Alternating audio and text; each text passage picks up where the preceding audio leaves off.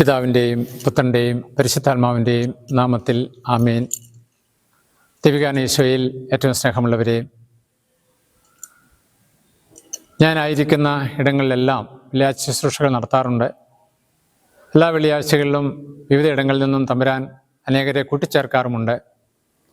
അങ്ങനെ ഒരു വെള്ളിയാഴ്ച ഒരു മകൾ എൻ്റെ അടുത്ത് വന്ന് ഒരു പ്രാർത്ഥനാ സഹായം ചോദിക്കുകയുണ്ടായി. അത് മറ്റൊന്നുമല്ല, അവിടെ ജീവിത പങ്കാളി മറ്റൊരു ബന്ധത്തിൽ അത് പോകുന്നുണ്ടോ എന്നൊരു സംശയം. അതുകൊണ്ട് ആ ജീവിത പങ്കാളിക്ക് വേണ്ടി പ്രാർത്ഥിക്കണം എന്ന് പറഞ്ഞ ആവശ്യമായിട്ടാണ് അവൾ വന്നത്. അപ്പോഴേ അവൾ പറഞ്ഞു, അച്ഛാ, അങ്ങനെയൊന്നും ഉണ്ടാകാതിരിക്കണം എന്ന് ഞാൻ ആഗ്രഹിക്കുന്നു, അതില്ല എന്ന് ഞാൻ വിശ്വസിക്കുന്നു. ഇങ്ങനെ പറഞ്ഞ് ആ മകൾ തുടർന്നുള്ള നാളുകളിൽ ഇതുണ്ടാകാതിരിക്കുന്നതിനും ഇനി ഉണ്ടായിട്ടുണ്ടെങ്കിൽ അതിന് പിന്തിരിയുന്നതിനുമായി കുറേ പ്രായശ്ചിത്ത പ്രവൃത്തികൾ സ്വയമേ ചെയ്യുകയാണ്. വീട്ടിൽ തന്നെ കൂടുതൽ ത്യാഗത്തോടെ മറ്റാരില്ലാത്ത അവസരത്തിൽ ചെറിയ മണലൊക്കെ വിരിച്ച് അതിൻ്റെ മുകളിൽ മുട്ടുകുത്തി പ്രാർത്ഥിക്കുമെന്നും അത് തന്നെ ജീവിത പങ്കാളി വിശുദ്ധിയിൽ നിലനിൽക്കുന്നതിന് വേണ്ടിയാണെന്നും അതുപോലെ തന്നെ നമ്മുടെ കുടുംബം തകരാതിരിക്കുന്നതിന് വേണ്ടിയാണെന്നും ഒക്കെ കുറേ കാര്യങ്ങൾ ഈ മകൾ പറയുകയുണ്ടായി. അങ്ങനെ പറഞ്ഞ ഈ മകൾ മറ്റൊരു ദിവസം ഞാൻ അപേക്ഷയും നിയോഗങ്ങളും കൃതജ്ഞതയൊക്കെ പറഞ്ഞൊരു പെട്ടിയുണ്ട്, ആവശ്യക്കാർക്ക് പ്രാർത്ഥന നിയോഗങ്ങൾ എഴുതിയിടുന്നുള്ള പെട്ടി. ഞാനത് തുറന്നപ്പോൾ എല്ലാ വെള്ളിയാഴ്ചയും അതിനു മുമ്പ് ഞാൻ തുറന്ന് അത് ഈശ്വര മുമ്പിൽ വെച്ച് പ്രാർത്ഥിക്കാറുണ്ട് എല്ലാവരുടെ നിയോഗങ്ങളെ. അപ്പോഴേ ആ പെട്ടി നിറച്ചും ഒരേ നിയോഗം തന്നെ എഴുതി കിടക്കുന്നു. അത് ഈ മകൾ അവിടെ ജീവിത പങ്കാളിയുടെ വിശുദ്ധിക്ക് വേണ്ടിയിട്ട് രാത്രി മുഴുവൻ ദൈവസന്നിധിയിൽ അവളുടെ പ്രാർത്ഥനാ മുറിയിൽ കുത്തിയിരുന്ന് മുട്ടുകുത്തി എഴുതിയ പ്രാർത്ഥനാ നിയോഗമായിരുന്നു. ഒരേ കാര്യം തന്നെ ആവർത്തിച്ചെഴുതിയിരിക്കുകയാണ്. പിന്നീട് ഈ വ്യക്തിയെ ഞാൻ കണ്ടില്ല. പക്ഷെ ഞാൻ ഈശോയോട് പറഞ്ഞു, ഈശോയെ, ഇതിൻ്റെ പിന്നിൽ ത്യാഗം ഉണ്ടായിരിക്കണമല്ലോ, വിശ്വാസത്തോടുള്ള ത്യാഗം. ആ ത്യാഗത്തിന് അങ്ങ് ഫലം നൽകണം. കാരണം അങ്ങ് ചെവിയുള്ളവനും ഹൃദയമുള്ളവനും കണ്ണുള്ളവനും ആർദ്രതയുള്ളവനും മനസ്സിലുള്ളവനാണെന്നാണ് ഞങ്ങൾക്കെല്ലാം അറിയാവുന്നത്.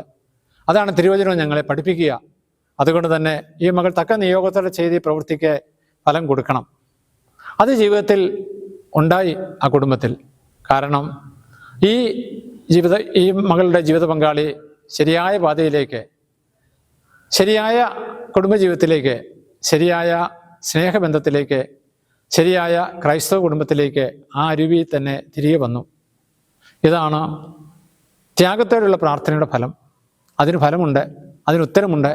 അതിൽ ദൈവം കടാക്ഷിക്കും, അതിൽ ദൈവം പ്രസാദിക്കും. വെളിപാടിൻ്റെ പുസ്തകം 1-ാം അധ്യായം 8-ാം തിരുവചനം പറയുന്നു, ആയിരിക്കുന്നവനും ആയിരുന്നവനും വരാനിരിക്കുന്നവനും സർവശക്തനുമായ കർത്താവായ ദൈവം അരുളി ചെയ്യുന്നു, ഞാൻ ആദിയും അന്തവുമാണ് എന്ന് പറഞ്ഞാൽ എല്ലാത്തിനെയും സൃഷ്ടിച്ചവൻ, എല്ലാത്തിനെയും രൂപപ്പെടുത്തുന്നവൻ, എല്ലാത്തിനെയും പരിപാലിക്കുന്നവൻ, എല്ലാത്തിനെയും അനുഗ്രഹിക്കുന്നവൻ, എല്ലാം ആയിരിക്കുന്നവൻ. ആ സർവശക്തൻ്റെ മുമ്പിൽ നമ്മുടെ നിയോഗങ്ങളെ, നമ്മുടെ പ്രാർത്ഥനകളെ, നമ്മുടെ ആവശ്യങ്ങളെ, നമ്മുടെ ദുഃഖങ്ങളെ, നമ്മുടെ വേദനിക്കുന്ന നൊമ്പരങ്ങളെ ഒക്കെ സമർപ്പിക്കുമ്പോൾ ഫലമുണ്ടാകും. നമുക്ക് വിശ്വാസത്തോടെ പ്രാർത്ഥിക്കാം. ഞങ്ങൾക്ക് വേണ്ടി കുരിശ് മരിച്ച ഈശോയെ, ഞങ്ങളെല്ലാം ഈ ഭൂമിയിൽ സഹിക്കുവാൻ, ജീവിതത്തിൽ സഹനം അത് അഭിമുഖീകരിക്കുവാൻ വിളിക്കപ്പെട്ടവർ തന്നെയാണ്. അതുവഴിയാണ് ഞങ്ങളുടെ പാപകടങ്ങൾ ക്ഷമിക്കപ്പെടുകയും ഞങ്ങൾ വിശുദ്ധീകൃതരാവുകയും ചെയ്യുക. അതിന് ശക്തിപ്പെടുത്തുക അങ്ങാണ്. കാരണം അങ്ങ് സർവശക്തനാണ്, എല്ലാം അറിയുന്നവനാണ്. ആ കുരിശ് മരിച്ച അങ്ങ്, ആ കുരിശിൻ്റെ രക്ഷയുടെ ഫലം വേദനിക്കുന്ന എല്ലാ കുടുംബങ്ങൾക്കും, പ്രാർത്ഥിക്കുന്ന എല്ലാ കുടുംബങ്ങൾക്കും, വിശ്വസിച്ചേറ്റിരുന്ന എല്ലാ കുടുംബങ്ങൾക്കും നൽകണമേ. ദൈവികാരണമേ ആശീർവദിക്കണമേ, ദൈവികാരണമേ അനുഗ്രഹിക്കണമേ, ദൈവികാരണമേ കൂടെ ഉണ്ടായിരിക്കണമേ, ദൈവികാരണമേ സ്വർഗത്തിൽ നിന്ന് കരനീട്ടി വിശുദ്ധീകരിക്കണമേ. നമ്മുടെ കർത്താവ് മിശിഹായുടെ കൃപയും പിതാവായ ദൈവത്തിൻ്റെ സ്നേഹവും പരിശുദ്ധാത്മാവിന്റെ സംസർഗവും നാം എല്ലാവരും കൂടി ഉണ്ടായിരിക്കട്ടെ, എപ്പോഴും എപ്പോഴും എന്നേക്കും.